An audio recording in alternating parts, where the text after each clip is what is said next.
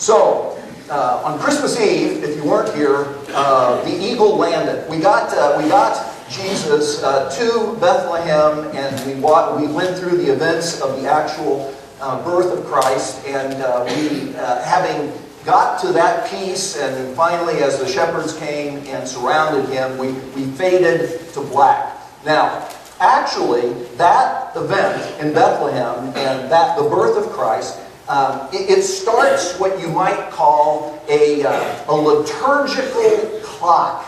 And by that, I mean that in the history of the church, there are certain events that have been observed and celebrated in relationship to what sometimes are called the 12 days of Christmas. And the primary event that is celebrated in the church across the world, east and west, is an event called Epiphany. And Epiphany actually was an event that was celebrated in the church before Christmas was celebrated. I know that sounds a little bit crazy. And East and West refer to two different reasons why Epiphany is celebrated. Epiphany, by the way, in the Western church takes place every year on January 6th, which means this coming Friday is technically the day, and the church, if it's not on a Sunday, decides whether to celebrate it the preceding Sunday, which they did last January, or the following Sunday, which is the actual official Sunday of Epiphany, but we're going to look at it today. And Epiphany is simply a word that means God reveals himself.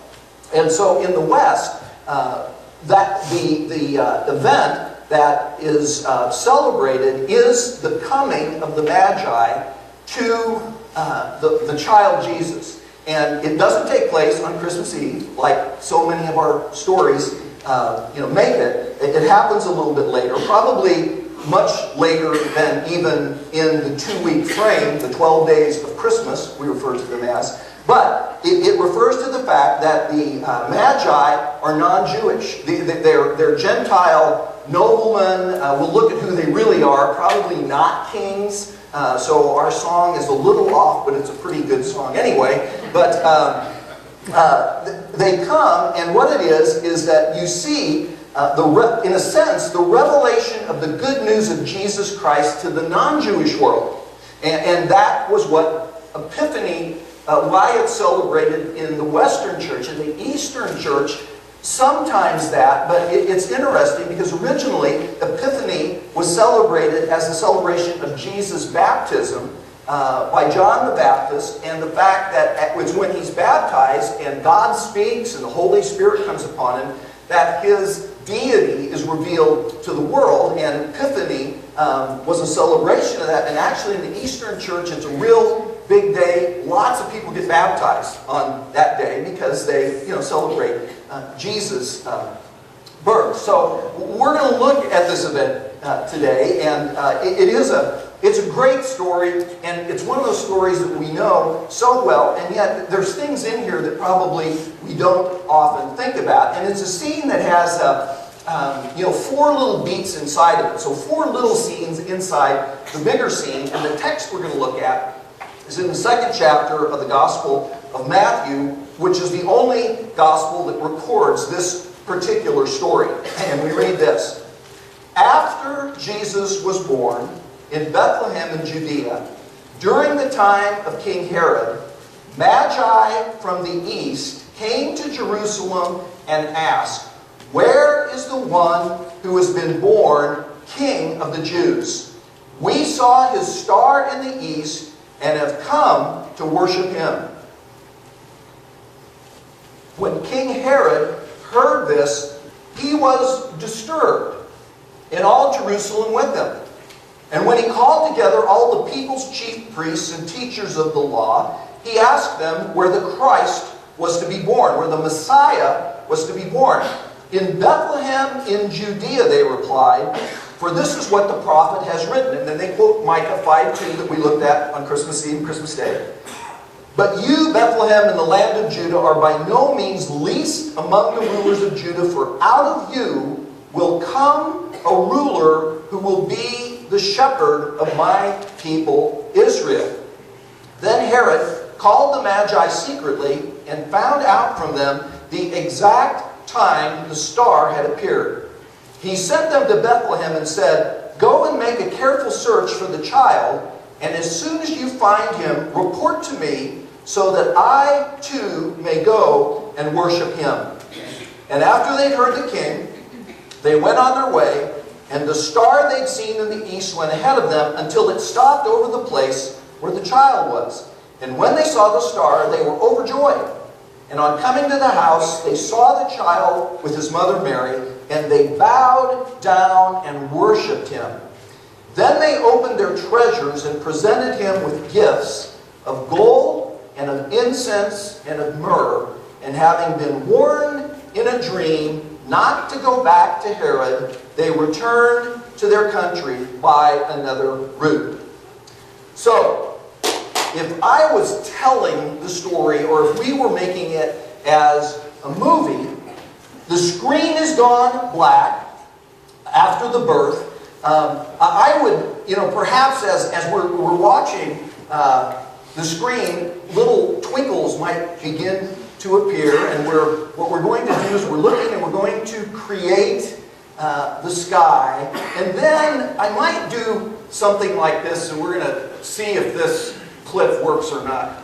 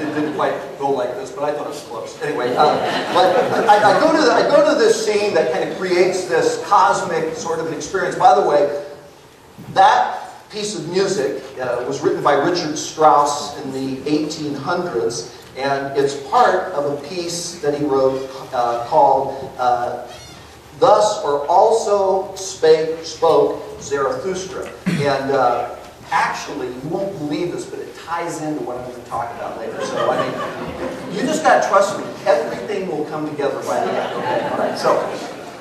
So we've got this kind of cosmic scene, and the audience, that maybe could give you little chills up and down the back. And then what I would do is I would create a quick montage of the events that take place between the time of the birth and the time of the coming of the Magi, which is the main thing we want to get to. So in this first little sequence, kind of rapidly, I'd have us cut to Joseph and Mary and Jesus, and in the scene there would be a rabbi, and the rabbi would be holding a ceremonial knife, and it would be 8 days after the birth of Jesus Christ, and the rabbi is getting ready to circumcise him.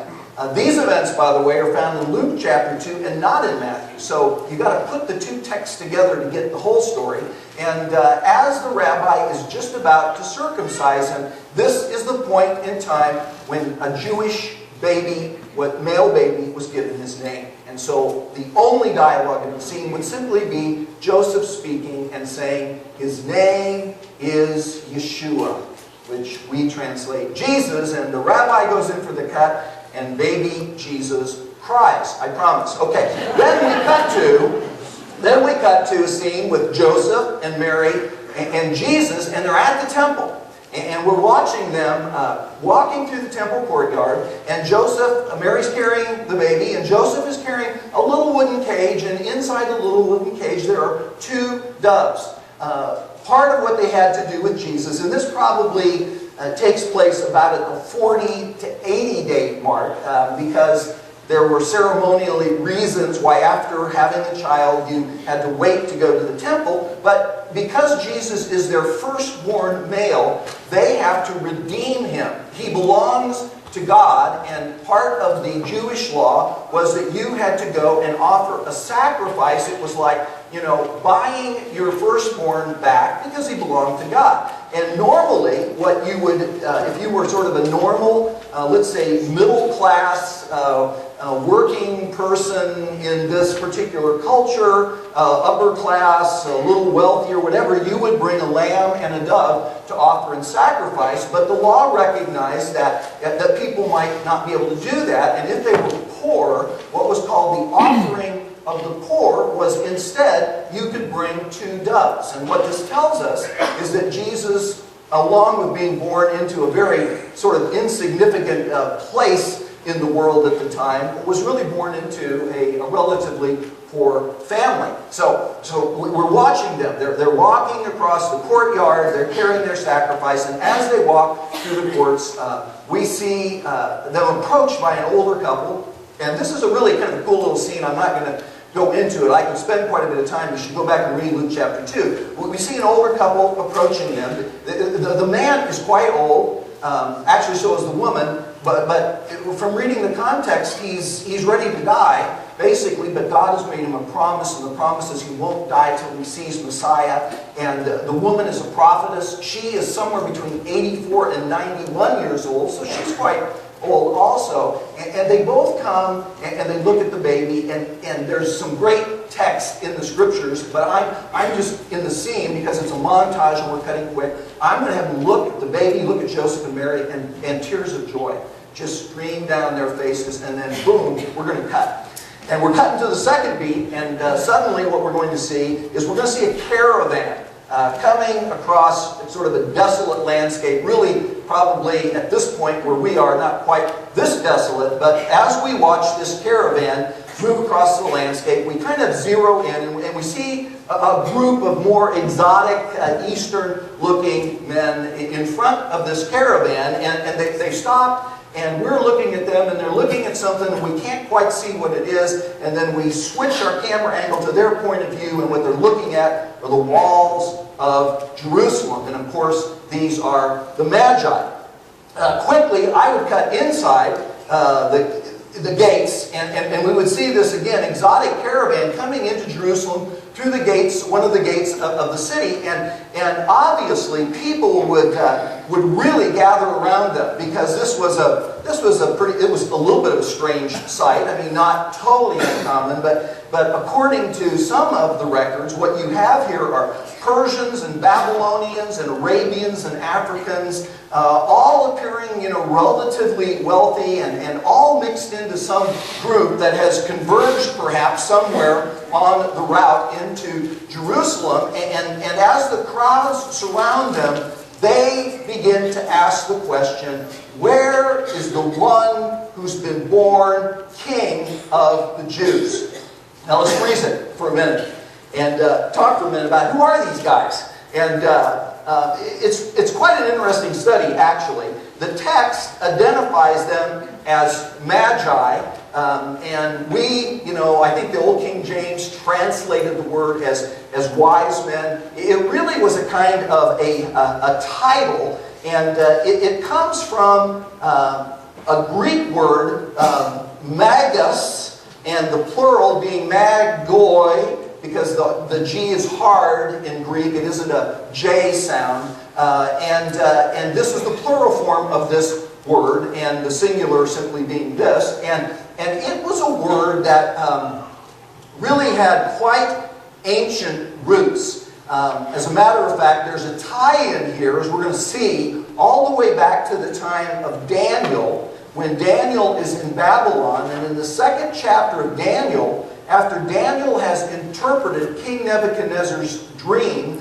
that no one else could, because Nebuchadnezzar called all of his magi in and asked them to interpret the dream, but he knew that they could fake it. So unlike what normally happened in dream interpretation, they said, okay, tell us the dream and we'll interpret it. And Nebuchadnezzar said, no, you tell me the dream and then interpret it. And they all said, nobody can do that. And Daniel came along and he said, I can't do this, but there's a God in heaven that can reveal this to me and give you the interpretation. And he tells him the dream, he interprets it, and in response, Nebuchadnezzar puts him in charge of all the magi of Babylon. Now I think that's got to ties into what happens in this particular event, because one of the questions is, how could a group of pagan magi, wise men, and what they were, by the way, is they were philosophers, priests, astronomers, astrologers, doctors, scientists.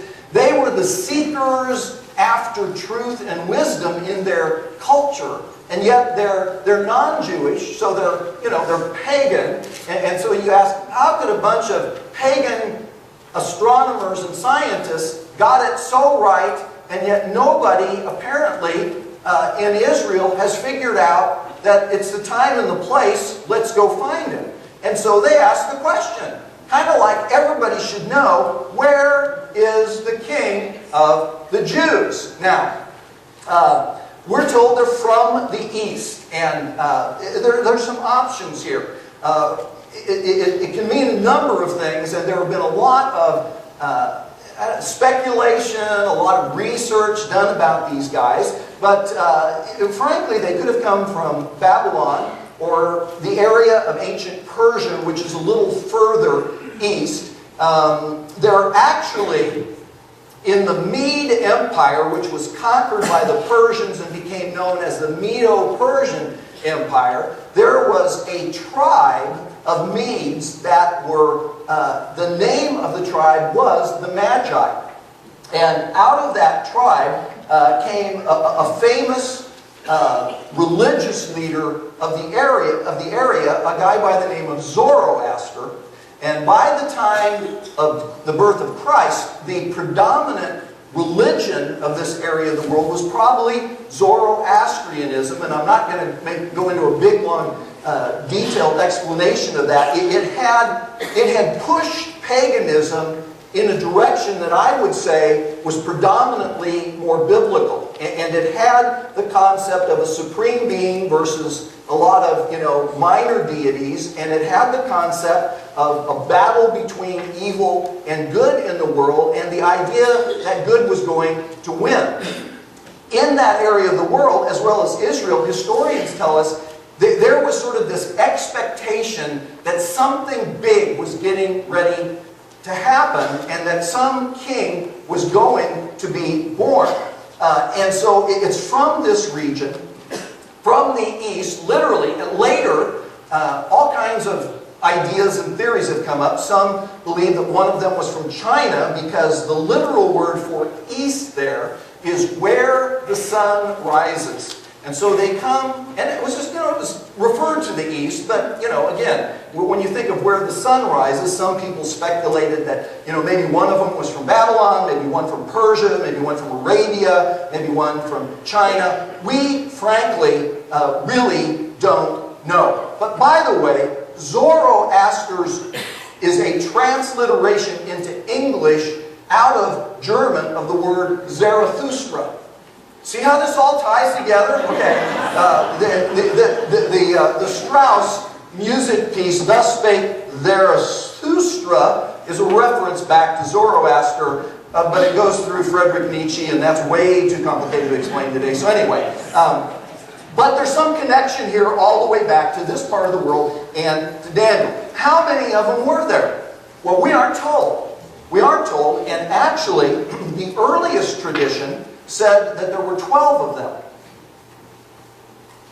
It was later, about 500 AD, that the tradition began to grow up that there were 3, and that primarily grew out of the fact that there were 3 gifts. And so in relationship to the three gifts, they began to speculate that there were three wise men. Then a little bit later on, they gave them names.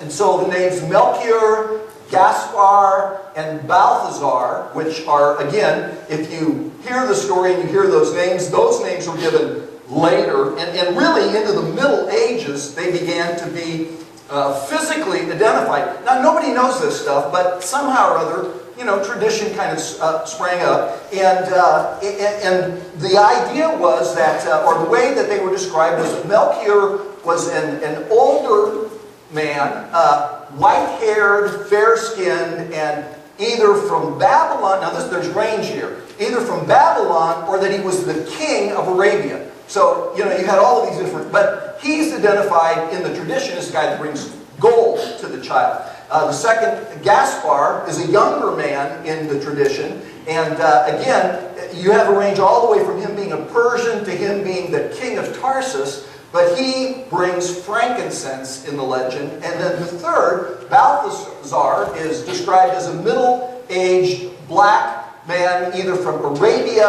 or the king of Ethiopia, is again one of the traditions. And he brings the myrrh. In later days, by the way, this specific word, magi, takes on quite a negative sense because it is the word from which we get our word magician. And when we get a little further on in the bigger story and get into some of the book of Acts, there is a guy by the name of Simon Magus. You remember him? And this is the exact word, Simon the Magi, and he's a sorcerer, he's occultic, and he ends up causing all kinds of problems. But at this point in time, Magi refers to these philosopher, scientists, astronomers, astrologers. I mean, it's kind of a mix. Now, I got to tell you, I'm going to do a little more foolishness. I'm sorry, but I'm fascinated by these guys. And recently, a television show that Bob Brooks and I are almost addicted to, and some of you guys probably like it, out of England called Top Gear. These are not the three wise men, by the way.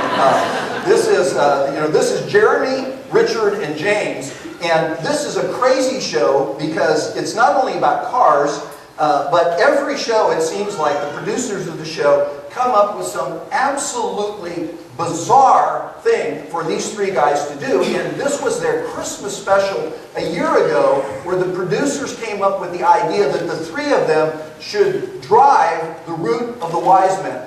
And so I watched this weekend, and it's kind of fun because you can kind of actually get a visual image of what the landscape was like. And they had to do it in a Fiat, Mazda, and a Z3. And by the way, Mazda is the name of the supreme deity in Zoroastrianism. So see how this all ties together.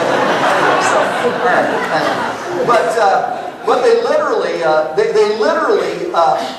they're Brits. They're not Americans. Americans probably couldn't have done the journey because we can't get into some of the countries they could get into. But they literally have these three old sports cars that a Russian cargo plane flies with them inside the cargo plane and drops off in Iraq, which was ancient Persia. Well, actually ancient Babylon, Iraq. Iran is more Persia, but they drive the route. They drive the route, and they don't even use roads all the time, and they actually make it, which is, if you'd have to watch it to see it, but they actually drive and end up in Bethlehem. So if you're nutty, you should watch this. You can actually download it and watch it. But it's kind of fun because, again, it gives you this sense. And this is a 1,000-mile journey. It was hard by car. These guys are on camels, you know. I mean, it was like a 3-month journey that they take, and they finally arrive. And the text tells us that they arrive after the birth of Jesus. Jesus is living in a house, the text tells us, and at a minimum, they've started their journey earlier, and if we want to go with kind of liturgical tradition, it's 12 days after Jesus has been born. If you take the rest of the text and recognize that when Herod asks the question of the wise men, when did you see the star? Whatever answer they gave, and I'm thinking Herod might have given a little bit of latitude on it, the result is that he has every male child in Bethlehem 2 years and under massacred, probably 20 or 30 little babies killed by Herod. And so many believe that it could have been as long as 2 years between the time that Jesus was born and the Magi come. But they come. They come. And so, roll it. Now they're there. They're there. We're back in the film. They're in Jerusalem, you know, and the next line out of their mouth, along with, where's the one born King of the Jews, of course, is the famous question or comment, we've seen his star in the east and have come to worship him. Now, a couple of comments about star. We'll freeze it there for a minute. This is another big question. Scholars that research the text and some people have asked the question, you know, what's going on here? And it's interesting because there are a lot of theories about what was the Star of Bethlehem. There's actually, by the way, this is actually worth watching. There's actually a DVD that was produced, I think, 2 years ago. Executive producer Steve McAbeedy, who's a friend of mine that produced The Passion of the Christ, and he has a small company, and they produced this documentary on the Star of Bethlehem. It's called The Star of Bethlehem. You can kind of get from the title what it's about. But it's fascinating because it kind of puts together all the most recent research on this. Going back, you know, all kinds of theories were, you know, positive about, was it really a star? And if there was it, you know, was there some physical phenomena that could explain it? Was it a supernatural phenomena? Was it the earliest kind of scientific explanation was in 1614 when Johannes Kepler actually said that at that particular point in time in history there would have been a conjunction of Jupiter and Saturn that would have created kind of this bright star in the sky. Others have said, well, it could have been a supernova, star exploding, which would have given this brilliance off. The Chinese record that in 5 BC, if Jesus was born that early, that there was a comet that lasted for 70 days. And so, I mean, all kinds of theories have been raised about this, but I like what the Star of Bethlehem deal does because, first of all, it taught me something I didn't know, which is that the latest research on the birth of Jesus, which historically has been placed at 4 BC or earlier because Herod the Great died. Am I just like so into so much trivia you could get away this morning? I mean, I spent my whole week, you know, I mean, this is crazy. This is all I've done all week. So let me just babble for a minute. Anyway, okay. I love this kind of stuff. So was always based upon that Herod died in 4 BC, so Jesus had to be born before that.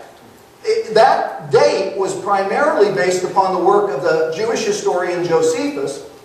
These guys, in this particular work, claim that they've now discovered that they think 4 BC was a copying error from later, and that the earliest versions of Josephus that we have place the death of Herod at 1 BC, which would be much closer to what we normally think of as the birth of Christ. And what it did is it opened a new window because previously everybody's looking for some cosmic phenomena that occurred prior to 4 BC. Well, now it opens up the window all the way up to 1 BC, and we have software. We have amazing software now that literally can recreate back, thousands, probably millions of years, can take what we know about the position of planets, stars, and all of that, and can go back and look for occurrences that took place historically. It's really interesting stuff. And what they've discovered, and this is what this guy's theory is that you got these wise men. They're astronomers. Frankly, they're astrologers. I mean, this was very common in their period of time. They're living in a region where they can trace their training back several hundred years to Daniel. Daniel, in Daniel chapter 9, gets a prophecy of a timetable of exactly when Messiah was to come, when Jerusalem was to be rebuilt, when Messiah was to be killed, when the city was to be destroyed. It's called the 70 weeks of Daniel. I've gone through it before. I'm not going to go through it this morning. But basically, if you put that in and then say, was there something that happened as astronomers that said to them, some important event has taken place, and knowing Daniel's prophecy, it's got to be this king of the Jews, because that's how Daniel would have taught them. The king of the Jews, I think he's been born. And that's why they come. And in this particular philosophy, there was a point, and it's fun. They show, they graph all this stuff out, where Jupiter crossed paths, because stars really don't move. They look like they move to us, but planets actually move. And of course, if you've been outside in the last few nights, I think it's Venus. This brilliant, what we would think of as a star, it isn't a star, it's a planet. And so conjunctions of planets took place. Well, in this theory, Jupiter, and they can date it, crosses, it ascends and crosses paths with a star called Regulus, which means king. Now, so remember, you got these astronomers back there, they're looking at all of this. Jupiter crosses Regulus, and it crosses in the region of the sky called Leo, where Leo is, which is the king, and it also, in process of crossing through to Leo, crosses across Virgo, the Virgin.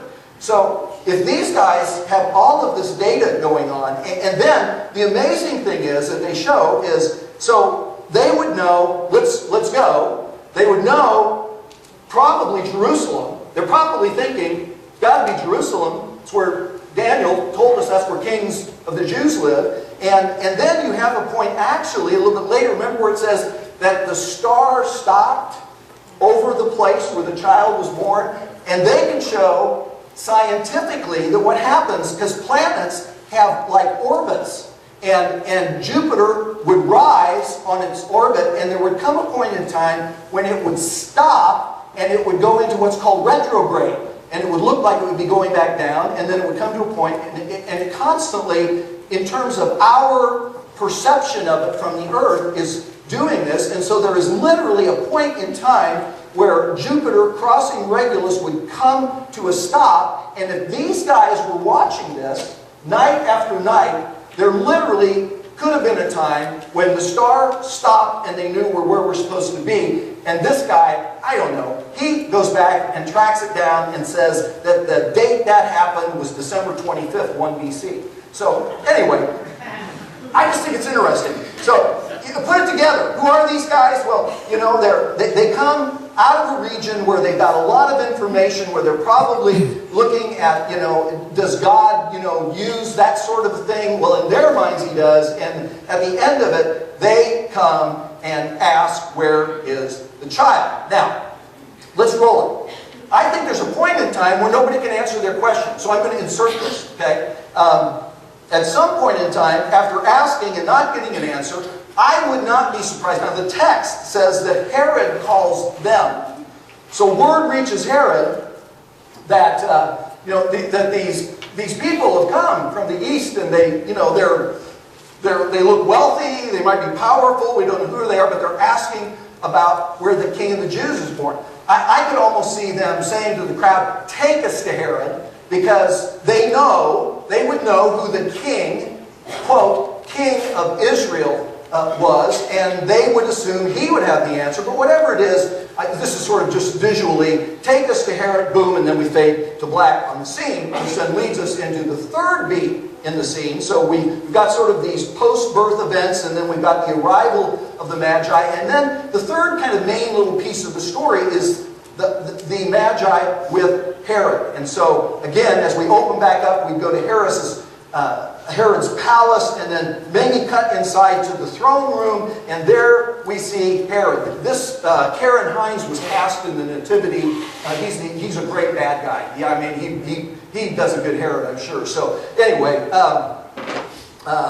where was I? Okay, inside the throne room, and I would open on just this scene of Herod, and he's there with his advisors, and this doesn't capture it, but two things we know about Herod at this point in history. One is that he's old, he's about 70, and the second is he's really sick. He's actually dying. Now,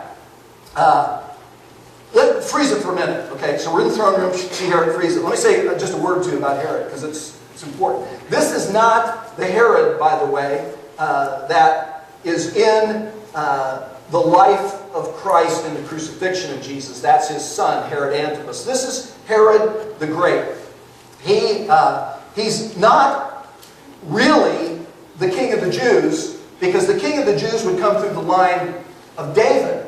And Herod became the king of the Jews when the Romans appointed him king of the Jews. So he was a little bit of a mixed bag, obviously, to the Jews. He was half Jew and half Edomite.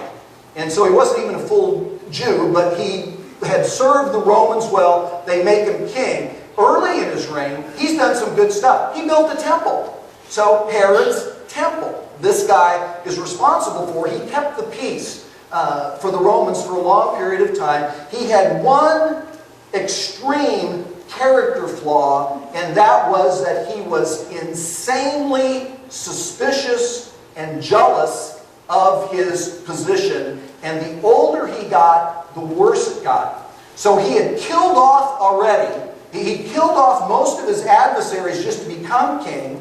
And then as king, he killed his wife. He killed his mother-in-law. He killed 3 of his sons. And Caesar Augustus, actually, we have this quote from Augustus, and it's a play on the Greek words for pig and son, which in Greek there's only one letter difference. And Augustus said it's better to be Herod's pigs than his sons.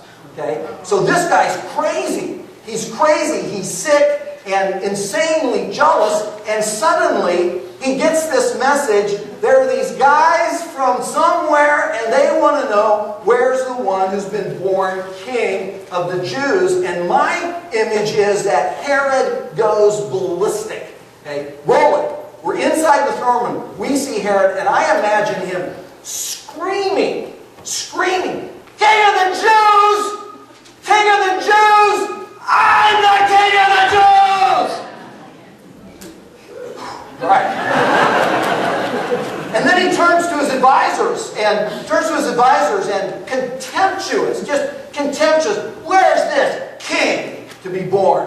And I can imagine the advisors looking at each other like, I'm not telling him, you I'm not telling him, okay? No one wants to be the first to speak. And finally, timidly perhaps, one of them says in Bethlehem and quotes the Micah text, and Herod, still angry, says, "Bring him in." And so the kings, they come in to the throne room of Herod, and they walk to Herod, and Herod's seated on the throne, and probably they graciously bow before them, and I would create dialogue. We don't exactly have dialogue, but basically, in this dialogue between them, they communicate to him they've seen his star. He communicates to them that the priests and scribes say Bethlehem. Perhaps one of them comments that the star is still to the south. Bethlehem is 5 miles south of Jerusalem.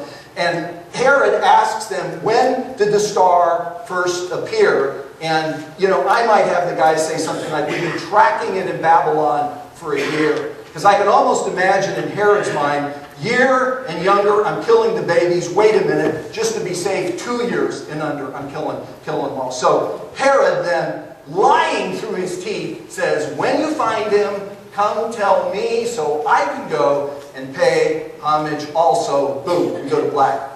Final beat, and I'll make this quick here. The final beat in the story is the actual adoration of the Magi. So again, we cut to Bethlehem, and just kind of to go with the tradition, maybe we use a star real bright, whatever. Anyway, but we see the Magi and their whole entourage. I mean, you got to imagine there's this huge entourage, and they approach a small house, and perhaps one of them says the star has stopped.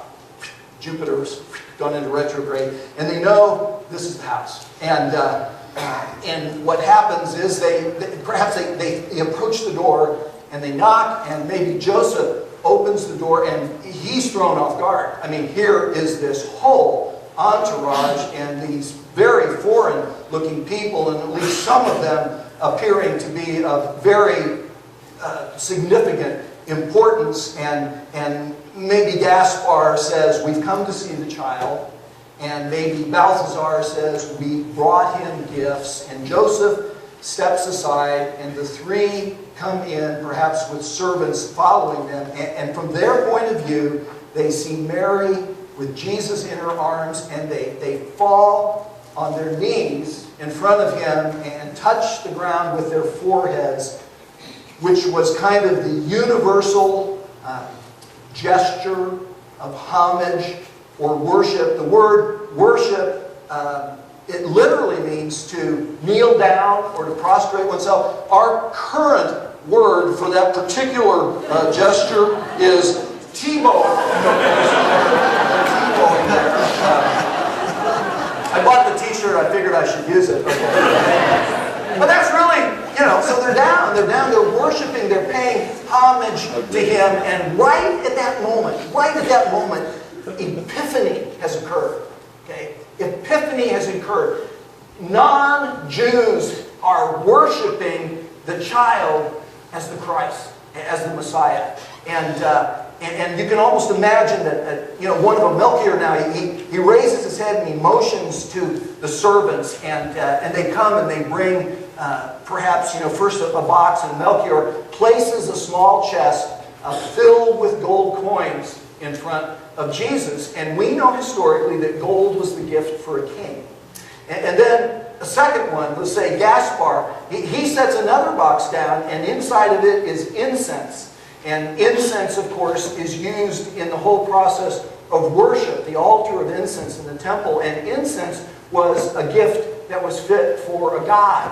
And so you've got a gift for a king, a gift for a god. And then really the one that all scholars say, a little funny, is that the third, perhaps Balthazar, he comes and brings an ornate jar that contains a substance called myrrh. And myrrh was a substance that had a kind of a pleasant smell that originally was used in the process of embalming in Egypt.